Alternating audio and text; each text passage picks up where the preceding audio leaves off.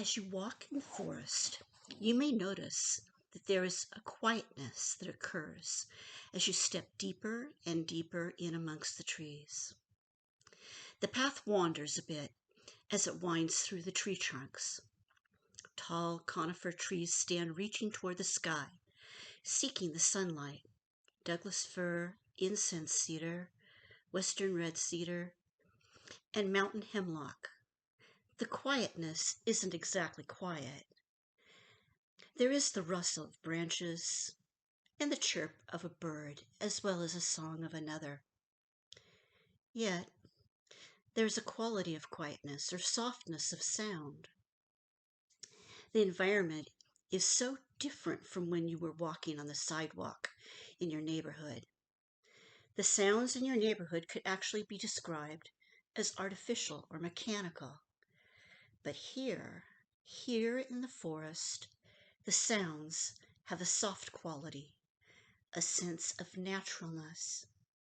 This is what you were seeking, a quiet refuge. You found a comfortable place to sit. The tree almost seemed to invite you to lean against it. Now that you're here, under the canopy of the forest, you can relax. You can send all that tension into Mother Earth. You feel your shoulders relax and release the tension they were holding. The tension travels down your arms to your hands. You place your hands on the springy forest floor. Ah, the tension is released into Mother Earth, and you thank her for receiving the tension.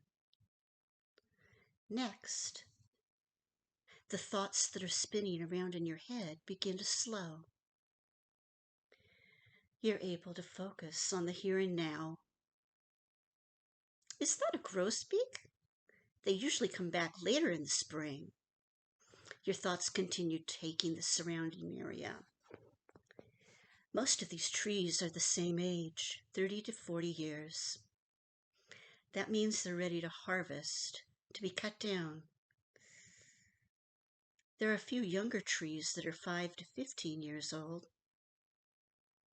That saddens you as you rest your head back against the tree. It's important, if the trees are being grown for lumber, to harvest them at about 40 years of age. The best way to cut the trees down with the equipment that is used to cut everything down is to have the whole area be harvested at once. The property owner was then required to replant seedling trees in the area to grow for the next 30 to 50 years. It's just that, well, you've gotten connected to this forest. It's your special hiding place. You've even become attached to a few specific trees, like the one you're leaning against.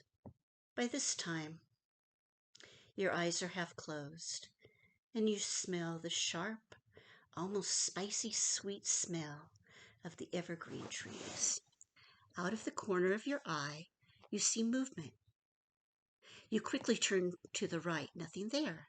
Then, just as you're settling back against the tree, you hear a slight giggle, a soft tinkling like a bell. You look again and see nothing. Of course you wouldn't see anything. It's the Fae, some trickster fairy being.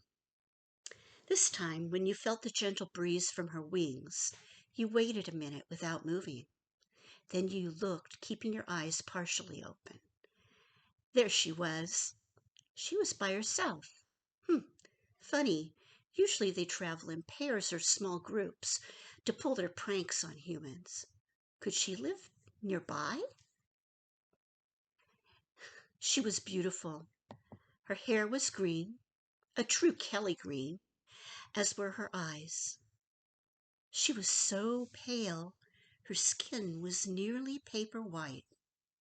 She wore a silvery white gown that was whiter than her skin. It was made of what looked like spider web that had been formed into fabric. The dress was decorated with white roses and dainty silver beads. She had lace at her neckline and around her sleeves. The pranktress, that's a female prankster fairy, was messing with your shoelaces. What was she doing? She was unlacing your shoelace. What in the world was she going to do with that? Well, it was time to save your shoelace. So, little lady, what do you plan to give me for my shoelace?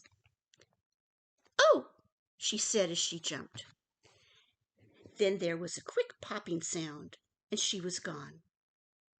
Well, your shoelace was safe, but where did she go? She appeared to be a fairy of some kind, and fairies were thought of as magical.